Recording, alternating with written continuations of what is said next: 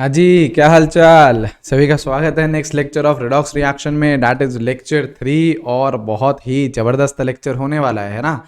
इस लेक्चर में हम लोग एन फैक्टर, नाम सुन रखा है? बिल्कुल सुन रखा है। एन फैक्टर या फिर वैलेंस फैक्टर को पूरा का पूरा डिटेल में तगड़ी तरीके से पढ़ने वाले हैं और इसी का ही एप्लीकेशन होता है टाइट्रेशन, है ना। नाम सुना होगा मे बी यार, आप लोगों ने से कुछ ने एक्सपेरिमेंट भी करा होगा टाइट्रेशन का। तो टाइट्रेशन एक्सपेरिमेंट में क्या होता है, कर तो बहुत सारे बच्चों ने लिया होगा कि हाँ यार टाइट्रेशन कर ली, लेकिन एक्चुअली में हो क्या रहा है ये आज आप लोगों को पता चलेगा। इस वीडियो से पहले मैंने आप लोगों को प्रीवियस वीडियो में एक होमवर्क दिया था। क्या होमवर्क दिया था? होमवर्क ये था कि जो एन फैक्टर आप लोगों को पढ़ाया था मोल कॉन्सेप्ट में, वो आप लोगों को रिवाइज करना था, है ना। तो मुझे पता है ना, मेजॉरिटी बच्चों ने तो रिवाइज नहीं करा होगा, ठीक है। तो उसके लिए मैं आप लोगों को एक बार रिवाइज करवा देता हूं एन फैक्टर। जो हम लोग मोल कॉन्सेप्ट में पढ़ चुके हैं वो एक बार और आप लोगों को फास्ट तरीके से रिवाइज करवा देता हूं, ऊपर ऊपर से। बाकी डिटेल में पढ़ना है तो यार मोल कॉन्सेप्ट में मैंने पढ़ाया है, और बाकी बचा हुआ जो एन फैक्टर है, क्योंकि मोल कॉन्सेप्ट में हमने पूरा एन फैक्टर नहीं पढ़ा था, ये मैंने बोला भी था आप लोगों को उस टाइम पे कि पूरा एन फैक्टर मोल कॉन्सेप्ट में नहीं पढ़ा सकते। तो आप लोगों को पहले जो मूल कॉन्सेप्ट में हमने एन फैक्टर पढ़ा है वो एक बार रिवाइज करवा देता हूं। उसके बाद जो रिमेनिंग एन फैक्टर है जो कि आपका रेडॉक्स रिएक्शन से रिलेटेड है वो भी आप लोगों को करा के then we will move on to our titration method. बहुत इंपॉर्टेंट है, ठीक है। दोनों बहुत, वीडियो ही पूरा बहुत इंपॉर्टेंट है, तो ध्यान से समझना और इंटरेस्टिंग वीडियो, मजा आएगा, समझ में आएगा पूरी चीज, सारी बढ़िया तरीके से आपको दिखेंगी, है ना। चलिए स्टार्ट करते हैं। एन फैक्टर, है ना, टॉपिक का नाम क्या है? N factor. इसका दूसरा नाम क्या है? इसको हम लोग वैलेंस फैक्टर भी बोलते हैं, इसको हम लोग वैलेंस फैक्टर भी बोलते हैं, ठीक है। आप लोगों को जब मोल कॉन्सेप्ट में पढ़ाया था तो आप लोगों को 5 तरीके से आप एन फैक्टर को निकाल सकते हो, ये चीज समझाई थी मोल कॉन्सेप्ट में। कैसे कैसे समझाया था? सबसे पहले क्या समझाया था आप लोगों को? एसिड्स। तो एसिड्स के लिए एन फैक्टर क्या होता है? एसिड्स के लिए एन फैक्टर क्या होता है? N factor is number of H plus ions given, मतलब एक एसिड कितने H प्लस आयंस दे रहा है, और number of OH minus ions taken. मतलब एसिड क्या होता है? जो H प्लस आयन देता है या फिर OH माइनस आयन लेता है। तो कितने H प्लस दे रहा है या कितने OH माइनस ले रहा है वो उसका क्या हो जाएगा? एन फैक्टर हो जाएगा, ठीक है। जैसे आपका HCl, कितना एन फैक्टर रहता है इसका? 1, क्योंकि ये एक H प्लस देता है। H2SO4 कितना एन फैक्टर? 2, क्योंकि 2 H प्लस देता है। HNO3 कितना एन फैक्टर? 1, क्योंकि ये 1 H प्लस देता है ना। अब थोड़ा सा अलग बिहेवियर वाले भी आप लोगों को बताए थे। फॉस्फोरस के एसिड्स H3PO4 एन फैक्टर कितना? 3, क्योंकि ये 3 H प्लस आयंस देता है, ठीक है। H3PO3 एन फैक्टर कितना? 2, क्योंकि ये 2 H प्लस आयन देता है ना। तो उस टाइम भी समझाया था, वापस समझा रहे हैं। ऐसे नहीं होता है कि यार जितने आपको H दिख रहे हैं उतने ही H प्लस की तरह निकल जाएंगे, नहीं, ये उनके स्ट्रक्चर पे डिपेंड करता है, करेक्ट। तो यहां पे 3 निकल रहे हैं, यहां पे 2 निकल रहे हैं। ऐसे ही एक और फॉस्फोरस एसिड रहता है H3PO2, तो यहां पे एन फैक्टर कितना? 1। याद करने का तरीका भी बताया था कि भैया जितने, केवल फॉस्फोरस में लगाना है, ये तरीका है ना, केवल फॉस्फोरस में लगाना है कि यार जितने ऑक्सीजन है, कितने ऑक्सीजन है? 4, तो एन फैक्टर 1 कम 3। कितने ऑक्सीजन है? 3, तो एन फैक्टर 1 कम 2। कितने ऑक्सीजन है? 2, तो एन फैक्टर 1 कम 1। सिर्फ और सिर्फ फॉस्फोरस के लिए आप लोग ये तरीका लगा सकते हो। इसका मैंने आप लोगों को रीजन भी बताया था, मैं आप लोगों को वापस रीजन बता देता हूं। रीजन होता है इनका स्ट्रक्चर। जैसे आपका H3PO4 है तो P डबल बॉन्ड O, इसका ऐसा स्ट्रक्चर रहता है OH OH और OH। केवल वो ही हाइड्रोजन जो ऑक्सीजन के साथ जुड़े हुए हैं वो ही H प्लस की तरह निकल सकते हैं। तो यहां पे देखो ऑक्सीजन के साथ डायरेक्टली कितने जुड़े हुए हैं? 3। तो इसलिए ही इसका एन फैक्टर कितना है? 3, क्योंकि यहां पे 3 H प्लस आयंस मिल सकते हैं हमें। लेकिन अगर उधर ही H3PO3 की बात करें तो P double bond O OH OH और H, तो जो हाइड्रोजन ऑक्सीजन के साथ जुड़े हुए हैं वो ही एज H प्लस निकल सकते हैं। मतलब यार ये निकल सकता है, ये निकल सकता है, तभी इसका एन फैक्टर कितना आता है? 2 आता है। ऊपर वाले का कितना आया था? 3 आया था। और ऐसे ही जो लास्ट रहता है वो क्या होता है? H3PO2, इसका आपका ऐसा स्ट्रक्चर रहता है OH इधर H और इधर भी H, तो यहाँ पे सिर्फ और सिर्फ एक ही हाइड्रोजन ऑक्सीजन के साथ जुड़ा हुआ है, तभी एन फैक्टर इसका कितना है 1 है। ये बातें हम लोगों ने करी हैं, करेक्ट। ऐसे ही एक और जो डिफरेंट बिहेवियर था वो किसका था, बोरिक एसिड का। किसका था, बोरिक एसिड का। ये भी आप लोगों को चीज समझाई थी, क्या होता है बोरिक एसिड H3BO3, इसका एन फैक्टर कितना रहता है 1, इसका एन फैक्टर कितना रहता है 1। अब ये जो एसिड है ये अलग टाइप का एसिड है। देखो मेजॉरिटी जो एसिड्स होते हैं वो क्या होते हैं, H प्लस डोनर होते हैं। एसिड दो तरीके से आप डिफाइन कर सकते हो, H प्लस डोनर या फिर OH माइनस आयन एक्सेप्टर। तो जो मेजॉरिटी एसिड्स हैं वो होते हैं H प्लस डोनर, लेकिन जो बोरिक एसिड होता है ये होता है OH माइनस एक्सेप्टर। मतलब बोरिक एसिड को आप ऐसे भी लिख सकते हो BOH whole thrice, boric acid. इसमें जब आप पानी डालोगे तो पानी में कौन है, H और OH। तो जो बोरिक एसिड है ये आपका OH माइनस एक्सेप्ट कर लेता है और BH4 माइनस बना लेता है, और पीछे क्या छूट जाता है H प्लस। तो एक बोरिक एसिड का मॉलिक्यूल कितने H प्लस दे रहा है, देखो एक H प्लस दे रहा है, तो इसलिए ही इसका एन फैक्टर कितना है 1 है।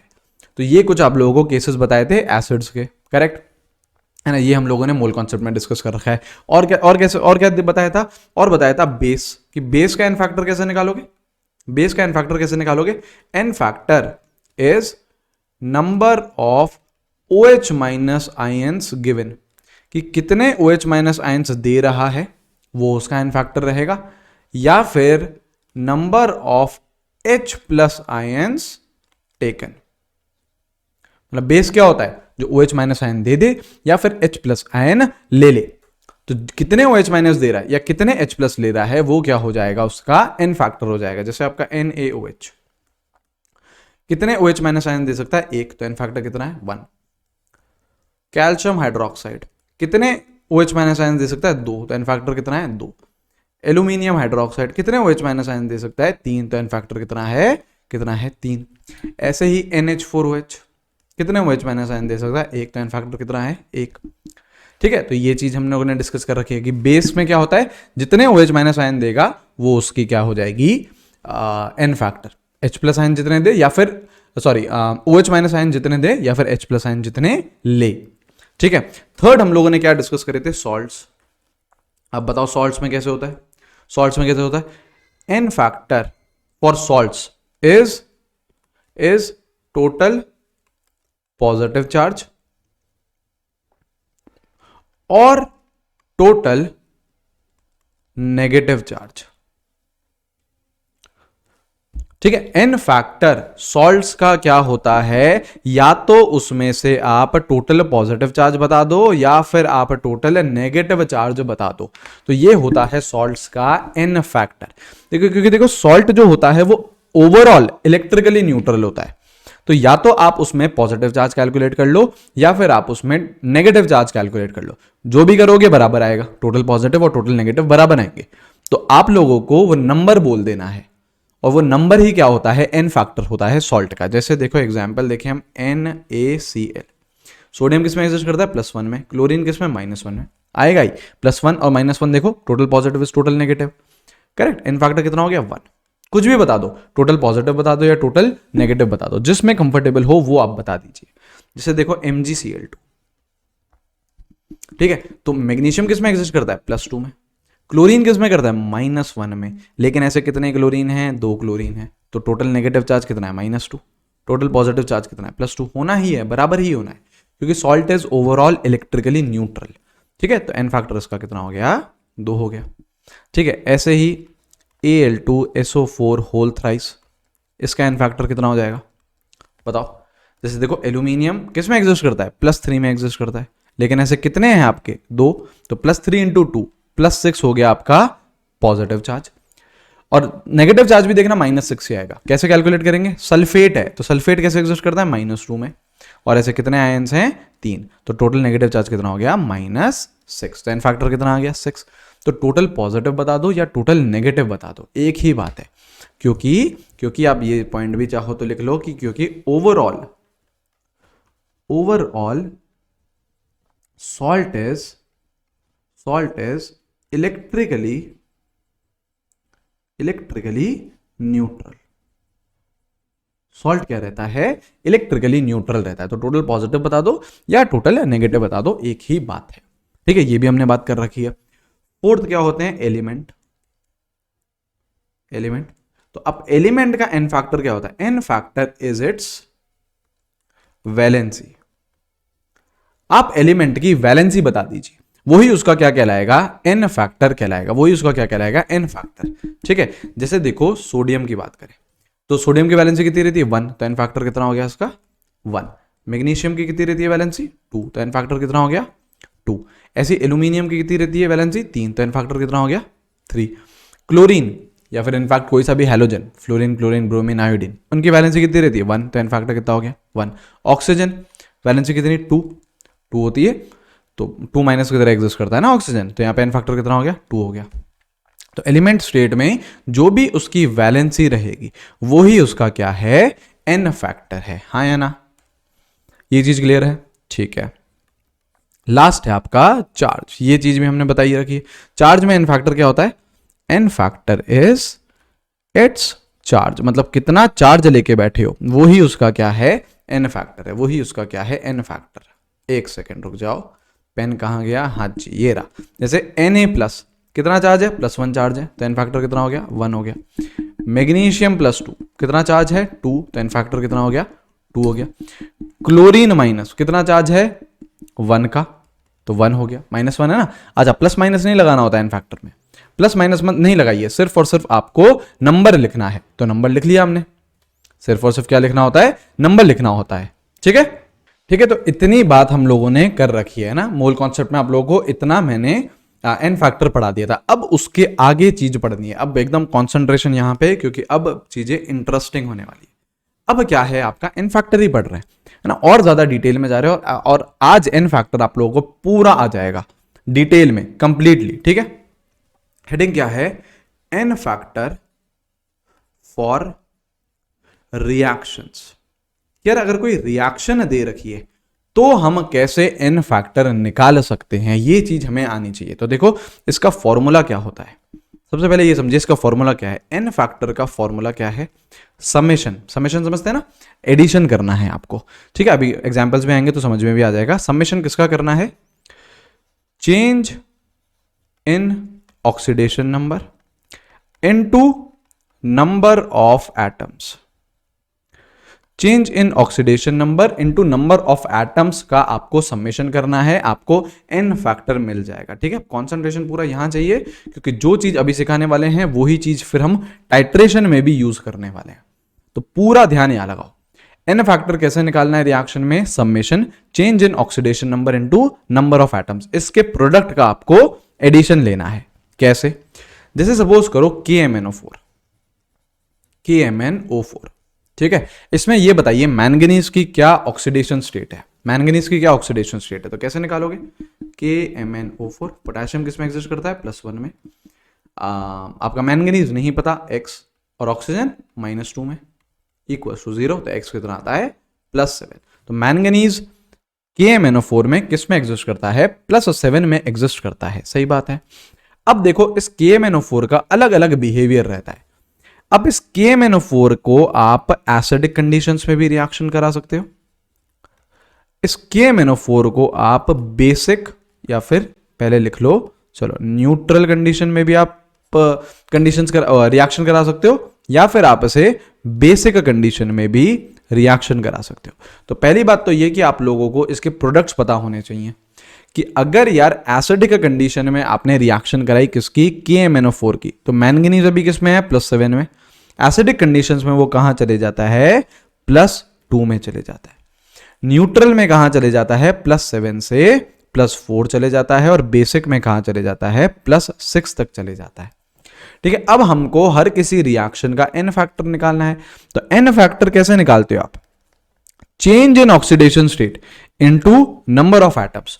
तो +7 से +2 गए हो, कितने का चेंज है, 5 का चेंज है। +7 से +2 जाने में कितने का चेंज है, 5 का चेंज, 5 का change into number of manganese atom. यहां पे किसका चेंज हुआ है, मैंगनीज का चेंज हुआ है ना, तो किसके एटम्स लोगे, मैंगनीज के एटम लोगे। कितने मैंगनीज के एटम है KMnO4 में, एक ही तो है यार, तो 5 × 1, तो एन फैक्टर कितना आया, 5 आया। अब दूसरा न्यूट्रल और बेसिक का फटाक से निकाल के दिखा दो, वीडियो पॉज करो, सोचो, बहुत आसान है।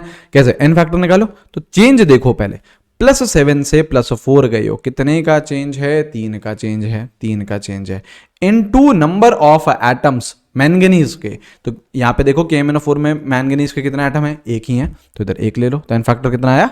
3 आया। ऐसे ही +7 से +6 गए हो, तो चेंज कितने का है? 1 का है, और number of manganese atom KMnO4 में कितने हैं? 1, तो यहां पे कितना आ गया? 1 आ गया। यहां पे कितना आ गया? 1 आ गया। तो अब सबसे पहली बात तो ये है कि आप लोगों को ये एन फैक्टर ध्यान में रखने हैं। किस किस के? एसिडिक कंडीशन में KMnO4 का एन फैक्टर कितना है? 5, न्यूट्रल में कितना है? 3, और बेसिक में कितना है? बेसिक में कितना है? 1। बेसिक में कितना है? 1। ये चीजें आपको ध्यान रखनी है, और ये भी ध्यान रखना है कि एसिडिक में वो +7 से +2 जाता है, न्यूट्रल में +7 से +4 जाता है, बेसिक में +7 से +6 जाता है। इधर कई बार न्यूट्रल की जगह कई बार आपको स्लाइटली बेसिक भी लिखा हुआ मिल सकता है, तो एक ही बात है, स्लाइटली बेसिक भी हम लोग न्यूट्रल ही लेके चलेंगे, स्लाइटली बेसिक भी हम लोग न्यूट्रल ही लेके चलते हैं। तो आपको एन फैक्टर निकालना है, ठीक है। अब देखो और बहुत सारे एग्जाम्पल आएंगे, अभी तो ये तो पहला एग्जाम्पल था। जैसे देखो, और देखो, और सपोज करो आपका ये है बेरियम है ये, और ये आपका आयन है ये। चलो अब देखो, इसकी हम बात कर रहे हैं अगेन इसकी हम बात करने वाले हैं किसमें? एसिडिक कंडीशन में। अभी बस देखते जाओ, इतने सारी प्रैक्टिस करवाएंगे कि भैया इस वीडियो के बाद चीजें रट जाएंगी आपको, ठीक है। और बेसिक कंडीशन, चलो पहले तो ये करो, जो आपको रिएक्टेंट दिया है इसमें जरा मैंगनीज की ऑक्सीडेशन स्टेट निकाल दो। कैसे निकालोगे? निकाल लो यार। आपका कौन है? ये बेरियम है। कौन है? बेरियम है। तो बेरियम कैसे एग्जिस्ट करता है? +2 में। बेरियम कैसे एग्जिस्ट करता है? +2 में एग्जिस्ट करता है। तो बेरियम पे +2 है, और ये आपका MnO4 माइनस आयन है, तभी तो देखो क्रॉस मल्टीप्लाई से बना ये फॉर्मूला। अब कौन है आपका? MnO4 माइनस, इसमें मैंगनीज की निकालनी है, x +4 × -2 = -1। तो x क्या है? +7। मतलब मैंगनीज आपका किस में एग्जिस्ट कर रहा है? +7 में एग्जिस्ट कर रहा है। बोलो हाँ या ना? सही है। तो यहां पे ये +7 में, ठीक है। अब हमें पता है एसिडिक कंडीशंस में, देखो एसिडिक कंडीशन में वो +7 से कहां जाता है? +2 जाता है। तो यहां पे लिख लो पहले, एसिडिक कंडीशंस में वो +2 जाएगा, न्यूट्रल कंडीशन में वो +4 जाएगा, बेसिक कंडीशंस में वो +6 जाएगा। अब एन फैक्टर निकालना है एक एक रिएक्शन का, इसका भी निकालो यार। एक बार वीडियो पॉज करो, देखो, ट्राई करो। क्या होता है? Change in oxidation number into number of atoms. तो +7 से +2 गए हो, कितने का चेंज है? 5 का चेंज है। +7 से +2 जाने में कितने का चेंज लगता है? 5 का change, into number of manganese atom. देखो एन फैक्टर हम इसका निकाल रहे हैं, तो यहां पे मैंगनीज एटम कितने हैं? 2 है ना यार।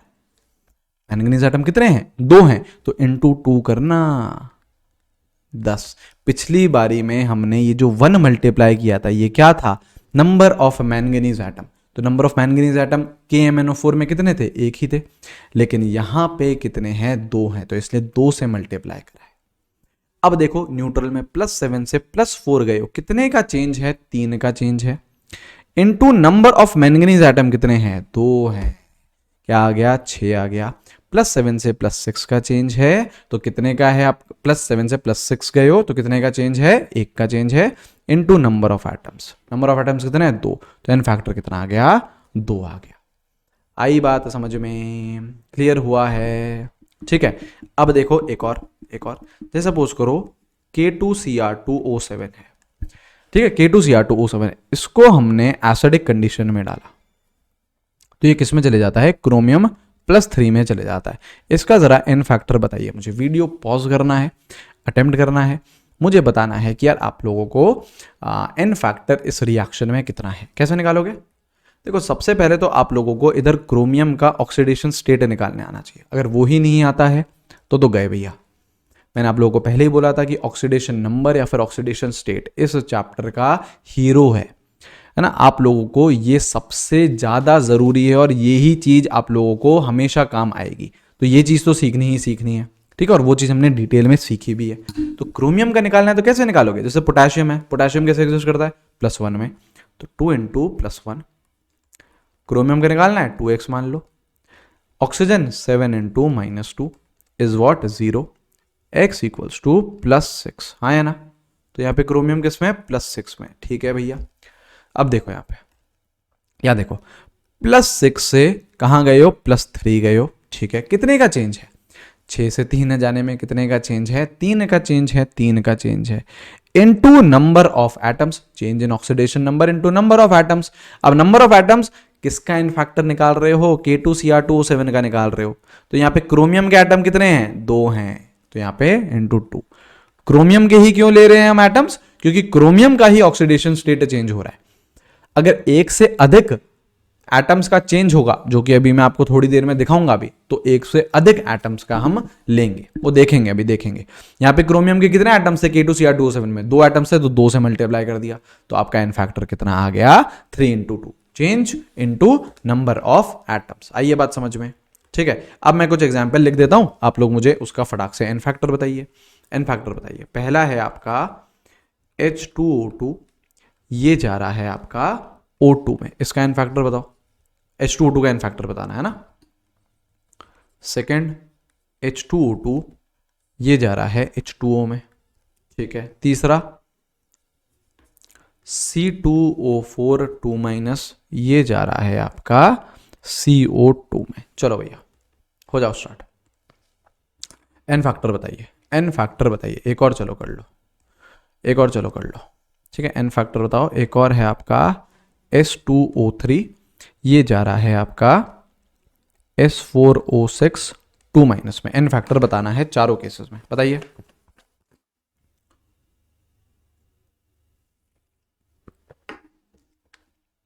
आपको ऑक्सीडेशन स्टेट निकालनी है पहले तो, है ना। ऑक्सीडेशन स्टेट निकालो, देखो ऑक्सीजन की निकालो, हाइड्रोजन की तो +1 रहेगी, तो 2 इंटू +1 + 2x इज वॉट 0, तो x कितना आ गया, -1। तो यहाँ पे ऑक्सीजन की ऑक्सीडेशन स्टेट कितनी है, -1, यहाँ पे कितनी है, 0। तो एन फैक्टर कैसे निकलेगा, चेंज इन ऑक्सीडेशन स्टेट, मतलब -1 से कहाँ गए हो, 0 गए हो, तो चेंज कितने का है, 1 का चेंज है, 1 का चेंज है, 1 का, into number of oxygen atom. देखो ऑक्सीजन एटम कितने हैं, कितने हैं, हमेशा रिएक्टेंट से ही मल्टीप्लाई करना है आपको। रिएक्टेंट में जितने एटम्स हैं, रिएक्टेंट में ऑक्सीजन के कितने एटम है, 2, तो 1 इंटू 2, एन फैक्टर कितना आ गया, 2 आ गया। अब यहाँ पे देखो, यहाँ पे भी ऑक्सीडेशन स्टेट क्या है, -1 है, H2O2 ही तो है, सेम ही तो है, तो ऑक्सीडेशन स्टेट यहाँ पे -1 है। यहाँ पे कितनी है ऑक्सीजन की, H2O में, निकाल लो, 2 इंटू 1 हाइड्रोजन के लिए, प्लस x इज वॉट 0, तो x कितना आ रहा है, -2 आ रहा है। यहाँ पे कितना आ गया, -2। तो अगेन आप -1 से -2 गए हो, तो दोनों में चेंज कितने का है, 1 का ही तो चेंज है। -1 और -2 में दोनों में गैप कितने का है, 1 का ही तो है, 1 into number of atoms. Number of atoms देखो ऑक्सीजन के कितने हैं, यहाँ पे 2 हैं, तो 2 से मल्टीप्लाई कर दो, कितना आ गया, 2 आ गया, कितना आ गया, 2 आ गया। अब आया है समझ में। अब ये लास्ट के 2 जरा मेरे लिए कर दो, फटाक से कर दो, चलो। कैसे, यहां पे देखो आप कार्बन, कार्बन की ऑक्सीडेशन स्टेट देखिए, ऐसे देखो 2x + 4 into -2 equals to total negative charge. Total negative charge कितना है, -2, x कितना आ रहा है, +3, हाँ है ना, x कितना आ रहा है, +3। यहाँ पे कार्बन की ऑक्सीडेशन स्टेट क्या है, +3। यहाँ पे कितनी है CO2 में, x + 2 इंटू -2 इज 0, तो x कितना है, +4। यहाँ पे कितना है, +4, ठीक है भैया। तो देखो ऑक्सीजन की तो चेंज नहीं हो रही है। आप लोगों के दिमाग में ये आ सकता है कि सिर्फ और सिर्फ हम कार्बन का ही क्यों देख रहे हैं, क्योंकि देखो ऑक्सीजन की पहले भी -2 है, बाद में भी -2 है, तो ऑक्सीजन की तो चेंज नहीं हो रही, लेकिन कार्बन की चेंज हो रही है। कहां से, +3 से जा रहे हो +4, तो एन फैक्टर चेंज कितने का है, +3 से +4 जा रहे हो, तो चेंज कितने का है, 1 का, into number of carbon atoms. अब कार्बन एटम किसके लोगे, रिएक्टेंट के, कितने हैं, 2 है, तो इनटू 2 करो, तो एन फैक्टर कितना आया, 2 आया। एन फैक्टर कितना आया, 2 आया। करेक्ट, सही है, बिल्कुल सही है। अब जरा लास्ट वाले में करो, सल्फर का देखो, तो 2 सल्फर है, 2x + 3 इंटू -2 इज वॉट 0, तो x कितना आ गया, +3, x कितना आ गया, +3। यहाँ पे ठीक है, +3 में, ठीक है भैया।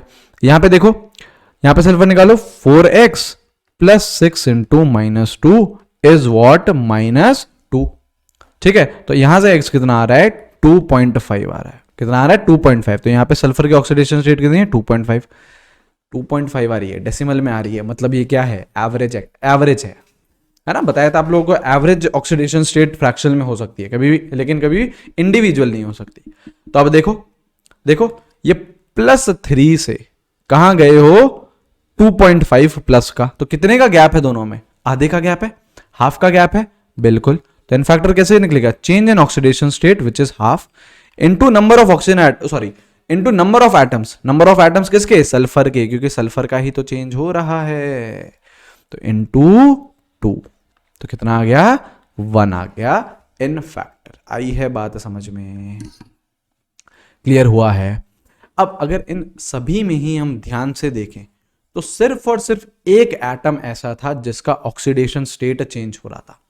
इन सभी एग्जाम्पल में क्या है, only 1 atom was present whose oxidation number changes, है ना। सिर्फ और सिर्फ एक ही एटम ऐसा था जिसका ऑक्सीडेशन नंबर चेंज हो रहा था। लेकिन क्या ये जरूरी है कि सिर्फ और सिर्फ एक ही एटम का ऑक्सीडेशन नंबर चेंज हो, बिल्कुल जरूरी नहीं है। जैसे कि नेक्स्ट रिएक्शन में, है ना, इसमें मैं आप लोगों को बताऊंगा, टेंशन लेने की बिल्कुल भी बात नहीं है। जैसे FeC2O4, ठीक है, ये कन्वर्ट हो रहा है Fe+3 में और CO2 में। ध्यान यहां लगाना है, ध्यान यहां लगाना है। सबसे पहली बात कि इसमें इसका नाम क्या है, सबसे पहली बात ये जो FeC2O4 है इसका नाम क्या है। देखो ये Fe है इसमें +2 में और C2O4 2- आयन है, तो इसका नाम क्या है आपका फेरस ऑक्सलेट। पहली बात तो आपको उसका नाम पता होना चाहिए। ये जो C2O4 2- आयन होता है ना, ये ऑक्सलेट आयन होता है।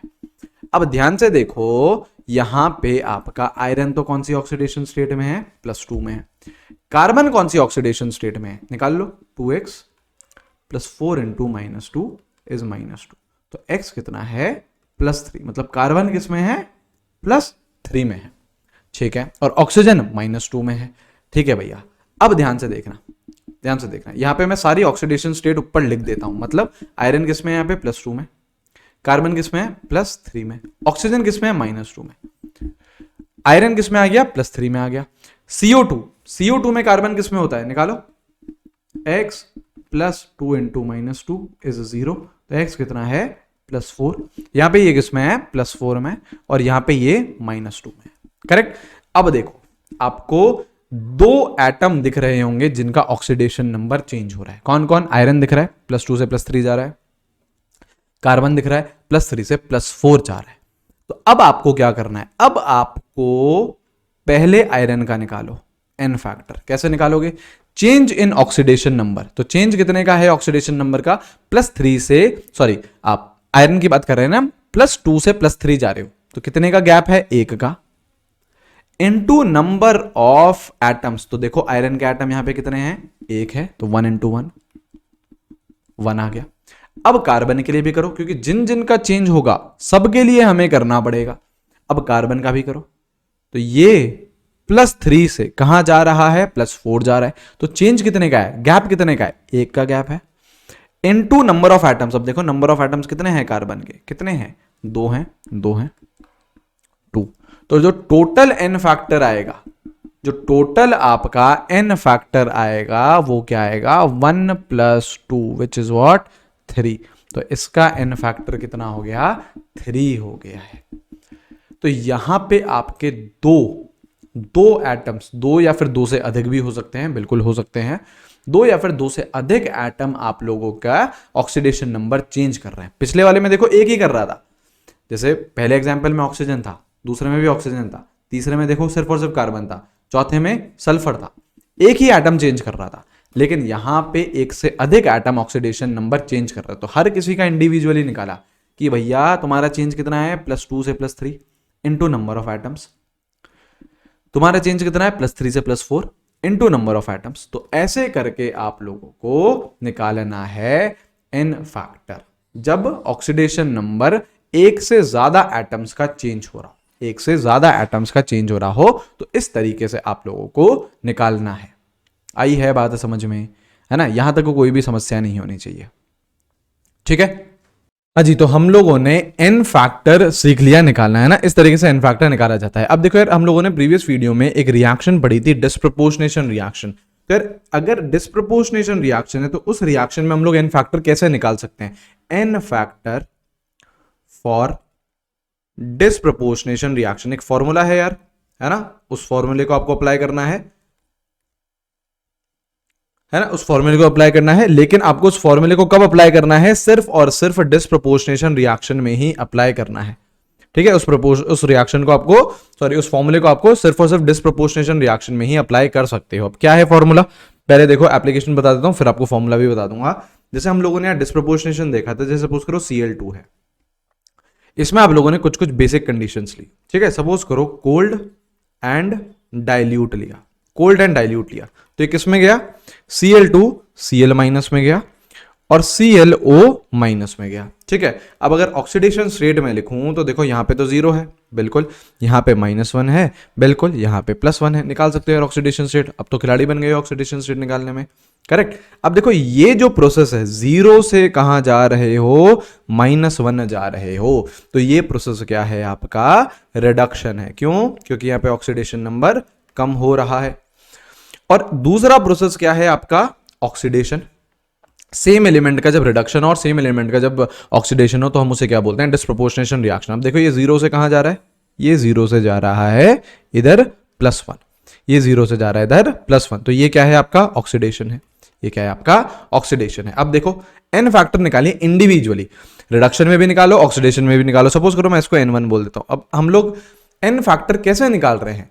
Change in oxidation number into number of atoms. तो देखो 0 से कहां गए हो? देखो 0 से कहां गए हो? -1 गए हो, तो कितने का चेंज है? 1 का चेंज है।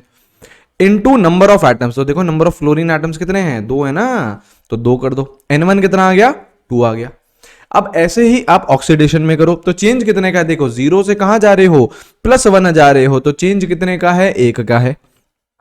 Into number of fluorine atom, number of fluorine atom कितने हैं? 2, तो 1 × 2, करेक्ट? तो आप लोगों ने ये इसे N2 मान लो, इसे N2 मान लो। अब आपका जो फॉर्मूला है, जो टोटल एन फैक्टर आएगा, जो टोटल आपका एन फैक्टर आएगा वो क्या आएगा? N1 × N2 upon N1 + N2, मतलब 2 × 2 अपॉन 2 + 2, तो ये तो क्या आ गया? 1 आ गया।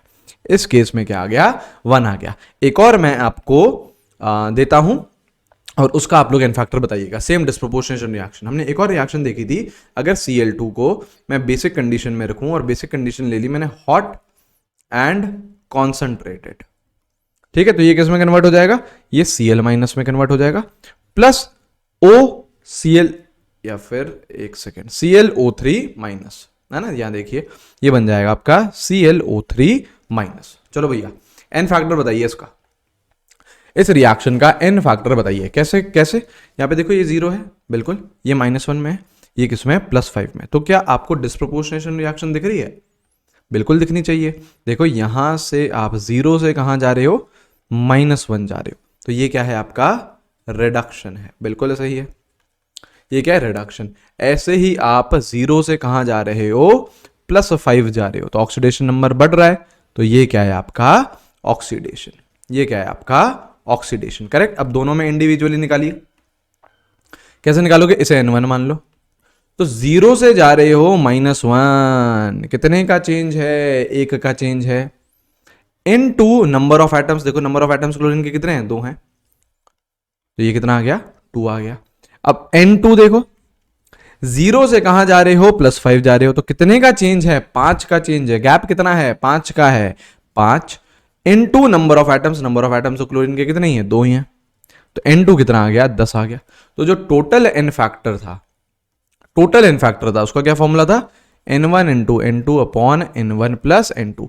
ये किसके लिए है? सिर्फ और सिर्फ डिस्प्रोपोर्शनेशन रिएक्शन के लिए है ये, ठीक है? तो आप कर लो, देखो 2 × 10 अपॉन 2 + 10 मतलब 20/12 मतलब 5/3, तो ये आ गया आपका एन फैक्टर। बिल्कुल फ्रैक्शन आ सकता है, बिल्कुल आ सकता है, कोई लोड नहीं है। तो डिस्प्रपोर्शनेशन रिएक्शन में आप ये वाला फॉर्मूला लगाएंगे, डिस्प्रपोर्शनेशन रिएक्शन में आप ये वाला फॉर्मूला लगाएंगे, ठीक है। और इंडिविजुअली N1 और N2 निकालिए, एक ऑक्सीडेशन का एक रिडक्शन का है, ये वाला फॉर्मूला लगाइए, टोटल इन फैक्टर आ जाएगा, ठीक है। अब देखो, अब हमें क्या पढ़ना है, अब हमें पढ़ना है टाइट्रेशन, और जितना भी हमने अभी पढ़ा है उन सब का हमको यूज लेना है टाइट्रेशन में। टाइट्रेशन क्या होता है, करा है क्या आप लोगों ने ये एक्सपेरिमेंट लैब में? यार कभी गए होगे तो टाइट्रेशन करा होगा, है ना भैया। मेरे से तो कभी नहीं होता था, बहुत ही डिफिकल्ट एक्सपेरिमेंट लगता था वो। उसमें पिपेट होती थी, तो उसमें आपको सक करना पड़ता है, और एक पिपेट में ऐसी वो होती है रिम जैसा कुछ बना हुआ होता है कि उतना ml तक आप लोगों को वॉल्यूम लेनी है। तो जब आप उसे सक करते हो तो वो उस जो रिंग है उससे ऊपर चले जाएगा, फिर इसे धीरे धीरे धीरे करते रहो ताकि वो उस लेवल पे आए, है ना। Very difficult experiment, very difficult experiment. अब देखो, करा तो आप लोगों ने होगा वो एक्सपेरिमेंट, लेकिन अब उसमें एक्चुअली में हो क्या रहा है वो आप लोगों को अभी पता चलेगा। सबसे पहले ये समझो कि यार टाइट्रेशन से आप पता क्या लगाते हो। टाइट्रेशन से आप पता लगाते हो, it is basically a process of determination, it is basically a process of determination of unknown concentration with the help of known concentration। देखो, दो सॉल्यूशन होते हैं यार आपके पास, ध्यान से सुनना है, दो सॉल्यूशन होते हैं आपके पास। देखो आप क्या कर रहे हो, है ना, डायग्राम एकदम डायग्राम पे मत जाना, है ना, मतलब जो मैं बनाने वाला हूं अभी, है ना, उसकी एकदम खूबसूरती उसकी नहीं देखिएगा, कॉन्सेप्ट समझने की कोशिश करिएगा। क्या होता है यार आपके टाइट्रेशन एक्सपेरिमेंट में, आप लोग एक कोनिकल फ्लास्क होता है, उसमें आप लोग एक सॉल्यूशन लेते हो। तो देखो ये रहा आपका कोनिकल फ्लास्क, ठीक है, इसमें आप लोगों ने एक सॉल्यूशन ले लिया। अब सुनना ध्यान से, है ना, और ऊपर से क्या आपने ब्यूरेट है आपके पास, ये ऊपर ये रही आपकी ब्यूरेट, और इस ब्यूरेट में भी कोई ना कोई सॉल्यूशन है, बिल्कुल सही है, ठीक है। और इस ब्यूरेट से ड्रॉप बाय ड्रॉप आपका एक सॉल्यूशन इसके अंदर जाया जा रहा है, यही होता है, यही पिक्चर बैठती है ऐसे, ठीक है। अब सपोज करो, है ना, सपोज करो आपका ये जो ब्यूरेट में है, ये सपोज करो आपका नोन सॉल्यूशन है ना, मतलब इसकी आपको कॉन्सेंट्रेशन पता है, इसकी आपको कॉन्सेंट्रेशन पता है, ठीक है। और वॉल्यूम तो ऑब्वियसली पता होगी, आपने कहां से स्टार्ट करा है ये तो आप लोगों को पता है ना, तो वॉल्यूम पता है आपको इसकी, और इसकी कॉन्सेंट्रेशन भी पता है, मतलब इसकी नॉर्मेलिटी आपको पता है और इसकी वॉल्यूम भी आपको पता है, बिल्कुल सही है। नोन सॉल्यूशन है, कॉन्सेंट्रेशन पता है, और वॉल्यूम तो मैं नाप लूंगा एक्सपेरिमेंट करके, ठीक है भैया।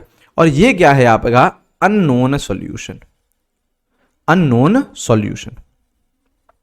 तो मुझे इसकी जो कॉन्सेंट्रेशन है, मतलब नॉर्मेलिटी मुझे नहीं पता, नॉर्मेलिटी मुझे नहीं पता, लेकिन वॉल्यूम इसकी भी मुझे जरूर पता है, वॉल्यूम इसकी भी जरूर मुझे पता है। क्यों? क्योंकि यार कितना मैंने कोनिकल फ्लास्क में लिया है, ये तो मैंने ही तो करा है एक्सपेरिमेंट, मैंने ही एक्सपेरिमेंट करा है, तो मुझे पता होगा, बिल्कुल पता होगा कि कितनी मैं वॉल्यूम लेके बैठा हूं, एक्सपेरिमेंट कर रहा हूं ना। तो चलो इसको अब ऐसे कर दो, जैसे मुझे N1 पता है, V1 पता है, N2 मुझे नहीं पता लेकिन V2 मुझे पता है, क्योंकि मैं एक्सपेरिमेंट कर रहा हूं, तो वॉल्यूम्स तो मुझे सारी पता है, और कॉन्सेंट्रेशन नोन सॉल्यूशन की मुझे पता है, अननोन सॉल्यूशन की मुझे नहीं पता है। अब मुझे आप लोग ये बताइए कि क्या हमने मोल कॉन्सेप्ट में एक लॉ पढ़ा था, लॉ ऑफ केमिकल इक्विवेलेंस? क्या ये लॉ पढ़ा है? बिल्कुल पढ़ा है। क्या बोलता है ये law of chemical equivalence? According to law of chemical equivalence, according to law of chemical equivalence, chemical equivalence क्या बोलता है आपका लॉ ऑफ केमिकल इक्विवेलेंस कि यार ग्राम इक्विवेलेंट्स, सारे के सारे रिएक्टेंट और सारे के सारे प्रोडक्ट के ग्राम इक्विवेलेंट्स सेम रहते हैं, ग्राम इक्विवेलेंट्स सारे रिएक्टेंट्स और सारे प्रोडक्ट के सेम रहते हैं। अब देखो इसमें हो क्या रहा है, इसमें आपका known solution tip tip tip करके अननोन सॉल्यूशन के अंदर जाया जा रहा है। तो मतलब क्या इस कोनिकल फ्लास्क में रिएक्शन हो रही होगी? बिल्कुल हो रही होगी। किस किस के बीच में हो रही होगी? रिएक्शन आपकी हो रही होगी नोन सॉल्यूशन और अननोन सॉल्यूशन के बीच में रिएक्शन हो रही होगी, सही बात है, ठीक है। तो इस रिएक्शन को देख के क्या मैं ये बोल सकता हूं लॉ ऑफ केमिकल इक्विवेलेंस लगा के कि यार ग्राम इक्विवेलेंट नोन सॉल्यूशन के is equal to gram equivalent unknown solution के? ये तो मैं बोल ही सकता हूं। देखो लॉ ऑफ केमिकल इक्विवेलेंस का बेस्ट मतलब बेस्ट यूज क्या होता है, हमको रिएक्शन बैलेंस नहीं करनी पड़ती, हमें ये जानने की जरूरत ही नहीं कि यार प्रोडक्ट्स क्या बन रहे हैं, हमें बस इतना पता है कि यार दो रिएक्टेंट रिएक्ट कर रहे हैं, नोन और अननोन सॉल्यूशन, तो ग्राम इक्विवेलेंट नोन के और ग्राम इक्विवेलेंट अननोन के बराबर होने वाले हैं, ये हमें पता है। ठीक है, अब ग्राम इक्विवेलेंट कैसे निकालते हैं, ये मैंने आप लोगों को बोला था कि रिवाइज करके आइएगा, है ना, करा है रिवाइज। 3 तरीके से आप ग्राम इक्विवेलेंट निकाल सकते हैं, ग्राम इक्विवेलेंट आप 3 तरीके से निकाल सकते हैं। नॉर्मेलिटी इनटू वॉल्यूम, अगर आप मल्टीप्लाई करोगे तो आपके पास ग्राम इक्विवेलेंट आ जाएंगे। मोल्स इनटू एन फैक्टर करोगे तो आपके पास ग्राम इक्विवेलेंट आ जाएंगे, या फिर given weight upon equivalent weight, ये करोगे तो भी ग्राम इक्विवेलेंट आ जाएंगे। 3 तरीके से आप ग्राम इक्विवेलेंट को निकाल सकते हो। अब आप लोग बोलोगे कि भैया हम लोग कौन सा फॉर्मूला यूज करने वाले, तो हम लोग यार तीनों फॉर्मूले यूज करेंगे, जैसा हमें दे रखा होगा वैसा हम यूज करेंगे। जैसे सपोज करो हमको मोल्स दे रखे, एन फैक्टर हमें निकालना आ गया तो ग्राम इक्विवेलेंट निकाल लेंगे मोल्स इनटू एन फैक्टर से। हमें नॉर्मेलिटी दे रखी है, हमें वॉल्यूम दे रखी है, उन दोनों को मल्टीप्लाई करके ग्राम इक्विवेलेंट निकाल लेंगे। हम लोगों को गिवन मास दे रखा है, गिवन मास अपॉन इक्विवेलेंट मास करके हम लोग ग्राम इक्विवेलेंट निकाल लेंगे। तो इतनी बात हमें समझ में आ गई है कि लॉ ऑफ केमिकल इक्विवेलेंस में लगाऊं तो जो gram equivalent of known solution, जो नोन सॉल्यूशन है जिसकी कॉन्सेंट्रेशन पता है हमें, equals to gram equivalent of unknown solution. ये सही बात है, सही बात है, बिल्कुल सही है ये चीज। अब मुझे ये बताइए कि क्या हमें नोन सॉल्यूशन की कॉन्सेंट्रेशन पता है, बिल्कुल N1 पता है, वॉल्यूम पता है, बिल्कुल पता है। अननोन सॉल्यूशन की कॉन्सेंट्रेशन N2 हमें नहीं पता, लेकिन वॉल्यूम हमें पता है। तो ग्राम इक्विवेलेंट में नॉर्मेलिटी इनटू वॉल्यूम करके निकाल सकता हूं, बिल्कुल निकाल सकता हूं। तो आपका नोन सॉल्यूशन के ग्राम इक्विवेलेंट क्या हो जाएंगे, N1V1 और अननोन के N2V2। अब देखो जरा यहां पे, क्या आपको N1 पता है, बिल्कुल पता है, V1 पता है, पता है, V2 पता है, पता है। तो क्या यहां से अननोन सॉल्यूशन की कॉन्सेंट्रेशन आप निकाल सकते हो, बिल्कुल निकाल सकते हो। तो ये करते हो आप बेसिकली टाइट्रेशन में। टाइट्रेशन में आप क्या करते हो, एक अननोन सॉल्यूशन की कॉन्सेंट्रेशन निकालते हो with the help of known solution. Volumes तो आपके यार सारे पता रहते हैं, क्योंकि वॉल्यूम तो आप एक्सपेरिमेंट कर रहे हो, आप एक्सपेरिमेंट कर रहे हो तो आपको पता है कि आपने कितना वॉल्यूम डाला है कोनिकल फ्लास्क में, कितना वॉल्यूम आपने ब्यूरेट से यूज करा है, तो वॉल्यूम्स आपको पता है। एक की कॉन्सेंट्रेशन भी पता है नोन सॉल्यूशन की, दूसरे अननोन की हम लोग निकाल लेते हैं। आई बात समझ में। अब आपके कौन कौन से टाइट्रेशन होते हैं, है ना, कौन कौन से टाइट्रेशन होते हैं ना, उसको आप लोग अब मतलब देखो, सारे दुनिया में जितने टाइट्रेशन है ना, सबका फंडा यही है जो मैंने आपको अभी बताया। ठीक है, अब देखो हमको थोड़ा थोड़ा और चीज सीखनी है। जैसे अब कुछ बस नाम आने वाले हैं। जैसे सपोज करो एक है आपका एसिड बेस टाइट्रेशन। क्या है, एसिड बेस टाइट्रेशन है। एसिड बेस टाइट्रेशन है मतलब एक एसिड आ गया, एक बेस आ गया, लेकिन जो भी हो, एसिड हो, बेस हो, कुछ भी हो, रिएक्शन हो रही है एसिड और बेस में। एक आपने ब्यूरेट में ले लिया होगा, एक आपने कोनिकल फ्लास्क में ले लिया होगा। तो ये तो मैं हमेशा बोल सकता हूं ना कि gram equivalent of acid is equal to gram equivalent of base. ये तो मैं हमेशा ही बोल सकता हूं। कौन से लॉ से, लॉ ऑफ केमिकल इक्विवेलेंस से। लॉ ऑफ केमिकल इक्विवेलेंस से ये चीज तो मैं हमेशा ही बोल सकता हूं। अब जैसे देखो इस पे क्वेश्चन देखो, तो क्वेश्चन बोल रहा है 9.8 gram of H2SO4 is titrated against 0.2 normal NaOH। ठीक है, फाइंड वॉल्यूम ऑफ NaOH। चलो करो, वीडियो पॉज, अटेम्प्ट करो, चलो चलो चलो चलो चलो, करिए। कैसे करोगे, कुछ नहीं, H2SO4 और NaOH क्या कर रहे हैं, रिएक्ट कर रहे हैं, है ना। प्रोडक्ट की टेंशन ही नहीं लेनी। वैसे तो इस केस में हमें पता है प्रोडक्ट क्या है, लेकिन प्रोडक्ट और बैलेंस करने की हमें टेंशन ही नहीं लेनी है। हमें ये पता है H2SO4 आया और NaOH आया। अब कुछ भी बन रहा हो, मैं प्रोडक्ट लिख ही नहीं रहा, हालांकि मैं लिख सकता हूं, रिएक्शन भी बैलेंस कर सकता हूं, लेकिन यही तो बेनिफिट है लॉ ऑफ केमिकल इक्विवेलेंस का, कि without balancing equation, without knowing products, आप इसको लगा सकते हो। मैं क्या बोल सकता हूं, gram equivalent of H2SO4 is equal to gram equivalent of NaOH। Correct. अब ग्राम इक्विवेलेंट निकालने के तीन तरीके होते हैं, तीन तरीके के होते हैं, है ना। अब देखो क्या बोल रहा है, 9.8 ग्राम ऑफ H2SO4। तो यहां पे देखो ग्राम इक्विवेलेंट निकालने का ये वाला मेथड मैं यूज करूंगा। क्यों? क्योंकि मेरे को मास दे रखा है 9.8 ग्राम H2SO4 का। इक्विवेलेंट मास मैं निकाल सकता हूं। कैसे निकालते हैं, कैसे निकालते हैं? इक्विवेलेंट वेट कैसे निकाल सकते हैं? Molar mass upon N factor. तो इक्विवेलेंट वेट किसका? H2SO4 का। कैसे निकाल सकता हूं? मोलर मास कितना है? 98, एन फैक्टर कितना है? तो ये कितना है? 49। तो ग्राम इक्विवेलेंट क्या हो जाएगा? Given mass 9.8 upon equivalent mass कितना? 49 equals to gram equivalent of NaOH। अब देखो आपको क्या दे रखा है? नॉर्मेलिटी दे रखी है, वॉल्यूम पूछा है, तो नॉर्मेलिटी इनटू वॉल्यूम। ये वॉल्यूम किस में आएगी? लीटर में आएगी। तो यहां से आपके पास वॉल्यूम आ जाएगी, यहां से वॉल्यूम आ जाएगी। तो जो आपको इंफॉर्मेशन दे रखी है उस तरीके से आप निकालोगे। मेरे को लेफ्ट साइड में मास दे रखा था, यहां पे देखो ना, तो मैंने ये वाला फॉर्मूला लगाया। राइट साइड में मेरे को नॉर्मेलिटी दे रखी थी, तो मैंने ये वाला फॉर्मूला लगाया। तो ग्राम इक्विवेलेंट निकालने के तीन फॉर्मूले हैं, जो आपको दे रखा होगा उस तरीके से आप प्रोसीड करोगे। हाँ या ना? करेक्ट है, कोई समस्या नहीं। तो ये एसिड बेस्ड टाइट्रेशन है।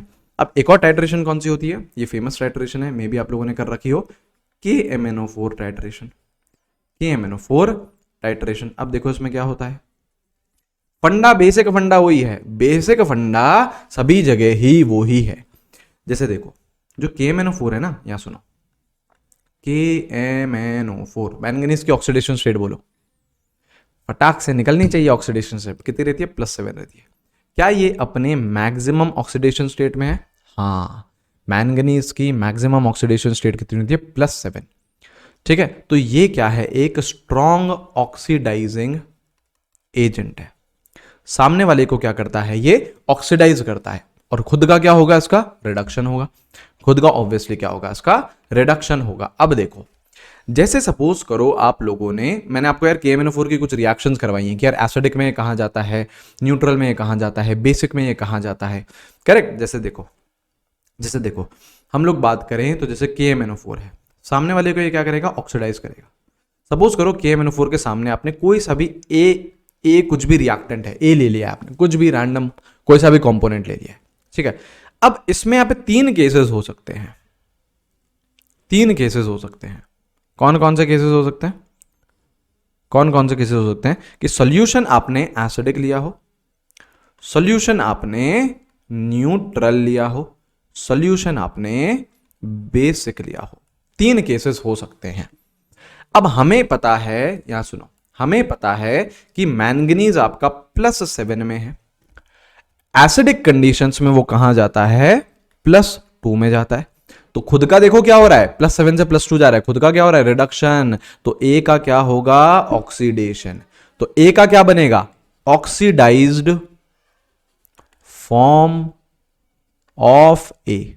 ऑक्सीडाइज्ड फॉर्म ऑफ ए बनेगा, ऑक्सीडाइज्ड फॉर्म ऑफ ए बनेगा।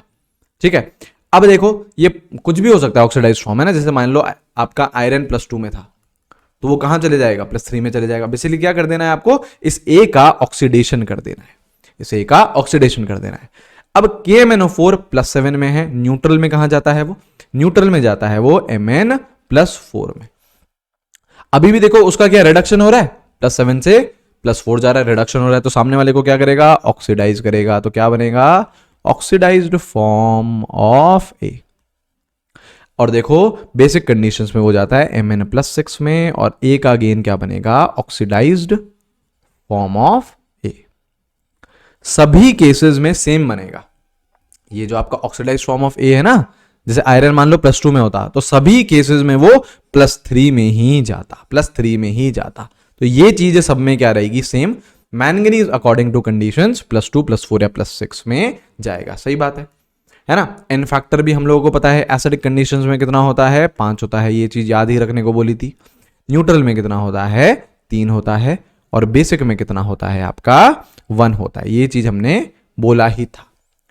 देखो कैसी भी रिएक्शन हो रही हो आपकी, कैसी भी रिएक्शन हो रही हो, लेकिन मैं ये बात बोल सकता हूं कि जैसे देखो KMnO4 और A, क्या ये दोनों रिएक्ट कर रहे हैं? बिल्कुल रिएक्ट कर रहे हैं।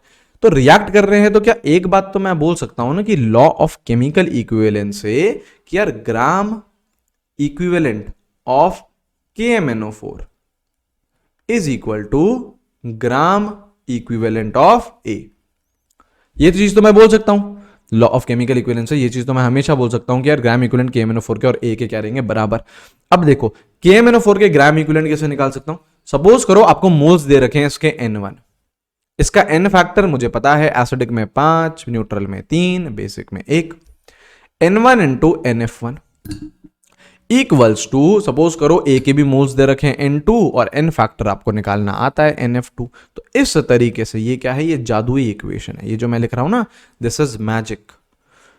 इसी से ही आप मेजॉरिटी इक्वेशंस करने वाले हो, इस इक्वेशन से। क्योंकि देखो ना, ग्राम इक्विवेलेंट निकालने का एक और फॉर्मूला था ना यार, अरे यार भूल जाते हो यार तुम लोग। हाँ देखो ये वाला फॉर्मूला था ना, मोल्स इनटू N फैक्टर। तो आपने KMnO4 के मोल्स कितने ले लिए? N1 ले लिए, उसका N फैक्टर क्या मान लिया? NF1। A के मोल्स कितने ले लिए? N2 ले लिए, उसका N फैक्टर कैसा मान लिया? NF2। तो बराबर ही तो रहेगा, बिल्कुल बराबर रहेगा। आ गया ये आंसर, आ गया ये आंसर। आइए बात समझ में। अच्छा अब देखो एक और कॉन्सेप्ट। अब आप लोगों ने यार नाम सुना होगा इंडिकेटर्स का, है ना, कि यार हम लोग जब टाइट्रेशन करते हैं तो कोई इंडिकेटर्स डाल देते हैं हमारे सॉल्यूशन में। अब इंडिकेटर्स क्यों डालते हैं? ताकि हम हमारी आंख से ये ऑब्जर्व कर सकें कि यार रिएक्शन कंप्लीट हो गई। अगर किसी बच्चे ने टाइट्रेशन का एक्सपेरिमेंट करा होगा तो उसमें पता है क्या करना होता है? जैसे ये जो ब्यूरेट में होता है, ये ब्यूरेट में टिप टिप करके आप सोल्यूशन डाले जा रहे हो अंदर, ब्यूरेट्स को आप ऑन करते हो और एक एक बूंद कर करके आप सॉल्यूशन उसमें कोनिकल फ्लास्क में डालते जाते हो ना। तो आपको पता होना चाहिए ना कि यार कब इस टिप टिप को रोकना है। तो कैसे पता चलेगा?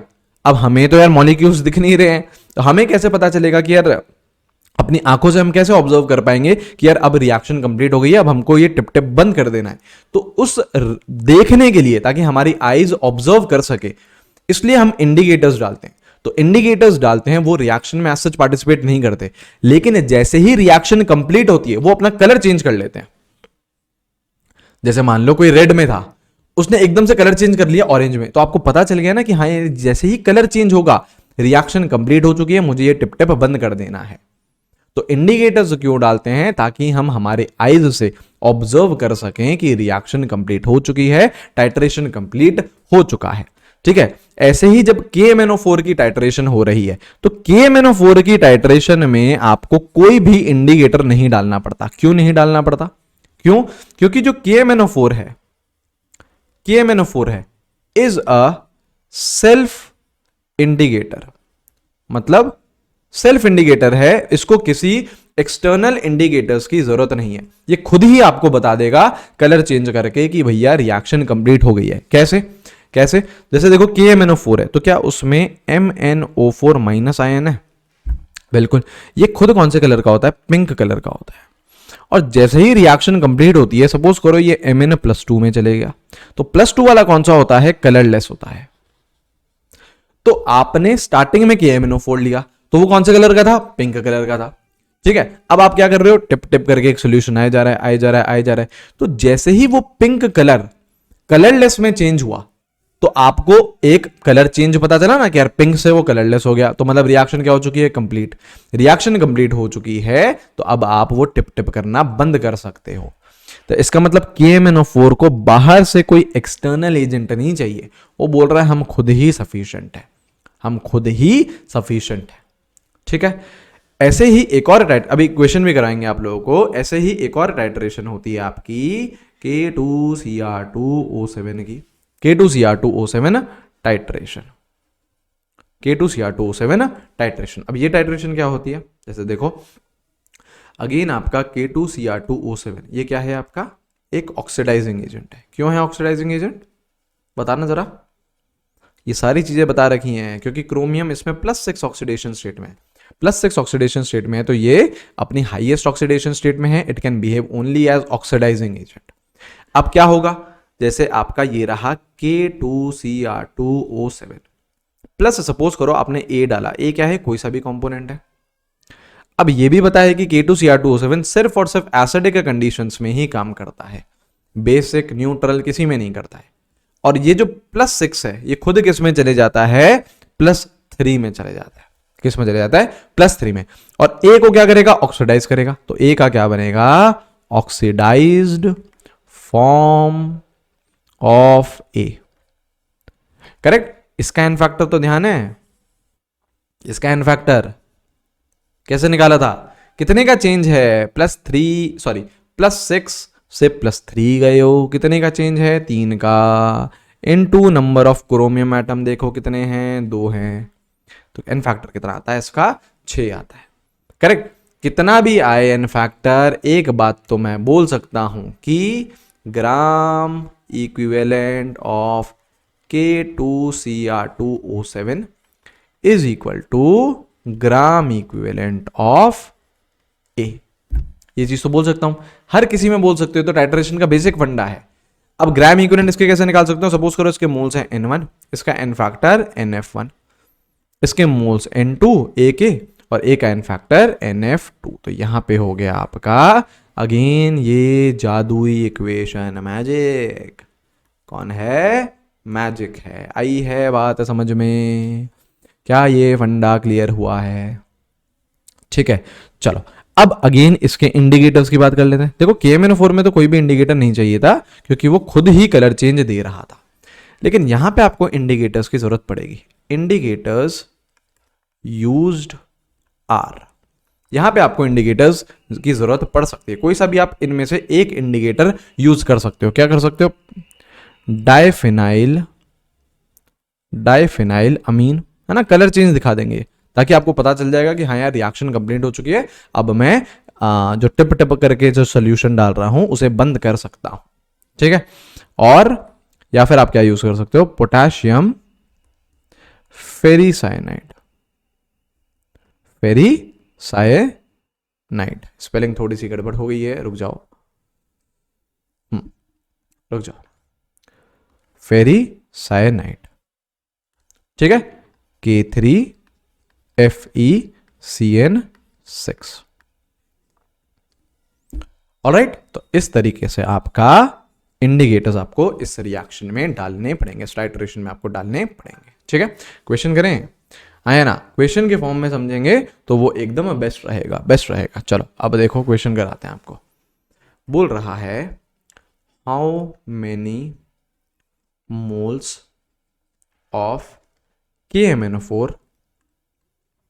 KMnO4 आर रिक्वायर्ड, ठीक है, for oxidation of 1 mole of FeSO4 in, ठीक है।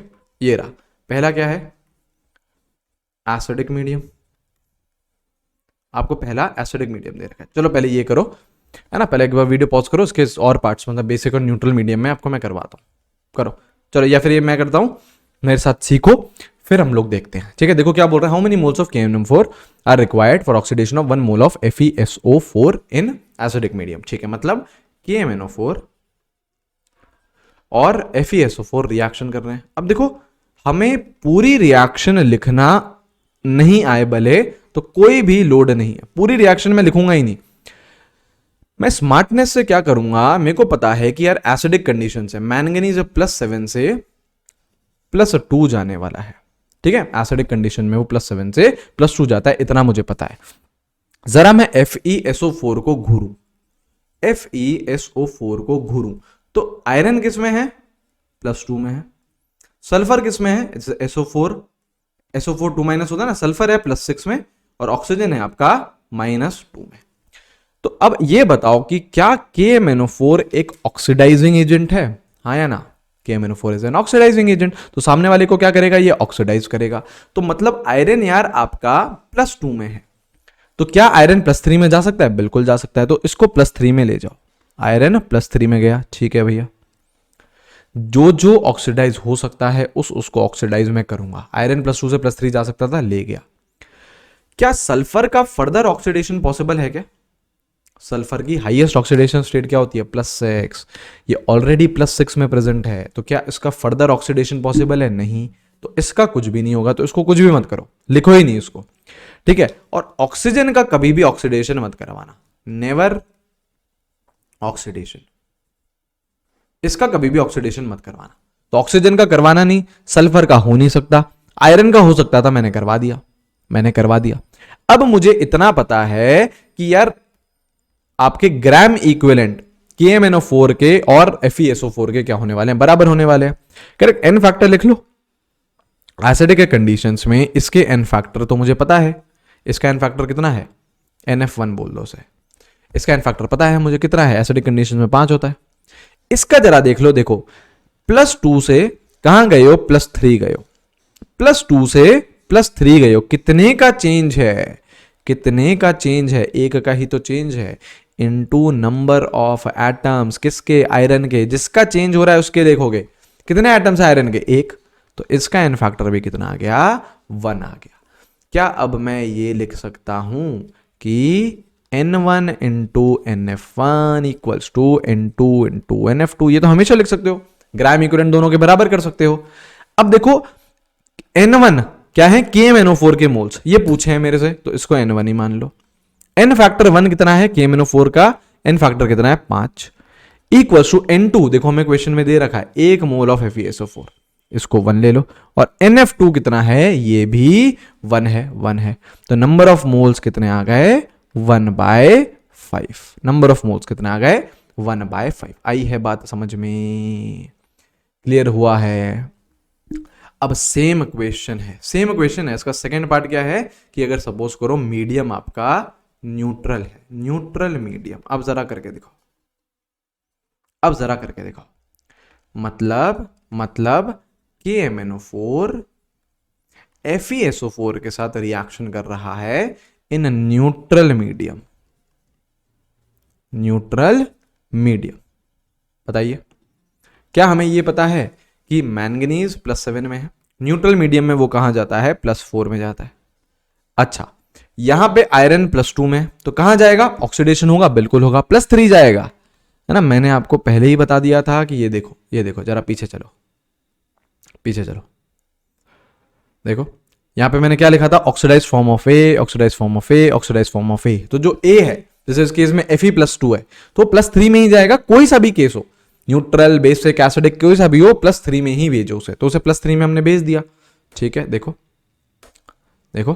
+3 में उसे भेज दिया। सल्फर किस में है? +6 में। तो क्या इसका फर्दर ऑक्सीडेशन हो सकता है? नहीं। तो लिखो ही नहीं हो सकता है ना, तो फर्दर ऑक्सीडाइज नहीं हो सकता, तो मैं नहीं लिख रहा। ऑक्सीजन का -2 है, इसको भी मत छेड़ो, ऑक्सीजन का मत करा करो ऑक्सीडेशन, ठीक है। अब देखो, अब आ जाओ, अब क्या मैं ये तो लिख सकता हूं N1 into NF1 equals to N2 into NF2। में से KMnO4 के मोल्स पूछे हैं, इसका एन फैक्टर, KMnO4 का एन फैक्टर है NF1, कितना होता है न्यूट्रल मीडियम में? 3। N2 FeSO4 के मोल्स मुझे 1 दे रखे। NF2 कैसे निकालूंगा? +2 से +3 जा रहे हो। अच्छा भैया, कितने का चेंज है? 1 का चेंज है, into number of iron atom कितने हैं? 1 हो गया 1। तो नंबर ऑफ मोल्स कितने आ गए? 1/3। आई है बात समझ में? क्लियर हुआ है? ठीक है, एक और लास्ट क्वेश्चन कराएंगे, है ना। बेसिक मीडियम का आप लोग कर सकते हो, एक दूसरे टाइप का क्वेश्चन करवा रहा हूं जिसमें और ज्यादा आपको सोचना पड़ेगा। क्वेश्चन क्या है? How many moles of K2Cr2O7 are required for oxidation of 1 mole of ferrous oxalate FeC2O4। इसका नाम क्या है? Ferrous oxalate. कैसे करोगे इसे और चीज सीखोगे यहां से। अब करो। देखो क्या रिएक्शन होनी है, K2Cr2O7 ये किसके साथ रिएक्शन कर रहा है? फेरस ऑक्सलेट के साथ FeC2O4। हाँ है ना, बिल्कुल सही है। हमें पता है ये सिर्फ और सिर्फ एसिडिक कंडीशन में ही रिएक्ट करेगा, K2Cr2O7 सिर्फ और सिर्फ एसिडिक कंडीशन में ही रिएक्ट करता है, और ये खुद +6 में है, एसिडिक में कहाँ चले जाएगा, +3 में चले जाएगा। ठीक है, अब जरा देखो K2Cr2O7 क्या है, ऑक्सीडाइजिंग एजेंट है। ये क्या करने वाला है, ऑक्सीडेशन करने वाला है सामने वाले का। तो इसमें Fe+2 में है और C2O4 2- ये एक आयन है, ऑक्सिलेट आयन है, और Fe+2 में है। तो क्या आयरन +2 का ऑक्सीडेशन हो सकता है, बिल्कुल हो सकता है। कहां जाएगा, +3 में जाएगा। तो भेज दो भैया +3 में, भेज दो। ठीक है, जिसका ऑक्सीडेशन हो सकता है उसका करोगे। यहां पे आयरन +2 का हो सकता था, +3 में कर दिया।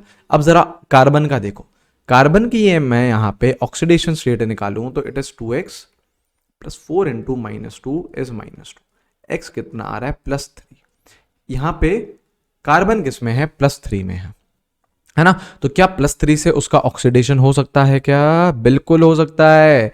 +3 क्या कार्बन की हाईएस्ट ऑक्सीडेशन स्टेट है, नहीं। हाईएस्ट ऑक्सीडेशन स्टेट क्या होती है, +4 होती है। तो यहां पे इसका ऑक्सीडेशन हो जाएगा CO2 में, +4 में चले जाएगा वो। अब देखो यहां पे ध्यान यहां लगाओ, ये +2 में था, ये +3 में था। ऑक्सीजन का तो आपको करना ही नहीं, उसका लिखो ही नहीं, और ये यहां पे +4 में आ गया। अब देखो इसका एन फैक्टर तो मुझे पता है कितना है, +6 से +3 गए हो, कितने का चेंज है, कितने का चेंज है, 3 का, into number of chromium atom, कितने हैं क्रोमियम एटम, 2। तो एन फैक्टर कितना है, 6 है। अब जरा यहां देखो, यहां देखो, ये +2 से गए हो +3, कितने का चेंज है, 1 का change, into number of atoms, कितने हैं एटम्स, 1। ठीक है, एक और चीज देखनी पड़ेगी यहां पे, क्योंकि यहां पे अब कार्बन का भी हो रहा है। यहां पे +3 से कहां जा रहे हो, +4 जा रहे हो। इस वाले केस में +3 से +4 जा रहे हो, कितने का चेंज है, 1 का चेंज है, into number of carbon atom. देखो नंबर ऑफ कार्बन एटम कितने हैं, 2 हैं। तो टोटल एन फैक्टर कितना आ रहा है, यहां पे 1, यहां पे 2, टोटल एन फैक्टर कितना आया, 3 आया। ये चीज मैंने पहले भी बताई थी। देखो प्रीवियस केस में क्या हुआ था, प्रीवियस केस में सल्फर था, सल्फर ऑलरेडी अपनी हाईएस्ट ऑक्सीडेशन स्टेट में था, तो उसका हमने काउंट नहीं करा। लेकिन यहां पे कार्बन है, कार्बन +3 में है, हाईएस्ट वो +4 में होता है। तो स्कोप है ना यार ऑक्सीडेशन का, +3 से +4 जा सकता है, तो ले गए उसे। अब तो ये लगाओ यार जादू equation, N1 × NF1 = N2 × NF2। अब देखो N1 आपसे पूछा है, K2Cr2O7 के मोल्स पूछे हैं, NF1 कितना है, देखो कितना है, 6। N2 दे रखा है 1 मोल, 1 मोल, N2 NF2, ये NF2 है, कितना हो गया, कितना हो गया, 3। तो आपके पास नंबर ऑफ मोल्स कितना आ गए, 1/2 K2Cr2O7 के। ठीक है, अब इस वीडियो में जितनी भी बातें सिखाई हैं वापस से उसे देखिए, नोट्स बनाइए, बहुत इंपॉर्टेंट लेक्चर है। और टाइट्रेशन यार यहाँ पे खत्म होता है। अब हम लोग टाइट्रेशन एक और आयोडीमेट्री और वो सब बचा है, आयोडी और आयोडो, वो थोड़ा सा है, ये वो करा देंगे आप लोगों को नेक्स्ट वीडियो में, और फिर हम लोग गैल्वेनिक सेल की तरफ मूव करेंगे। ठीक है, चलिए फिर अच्छे से पढ़ते रहिए। Till then take care everyone, have a great day, see you guys, bye bye.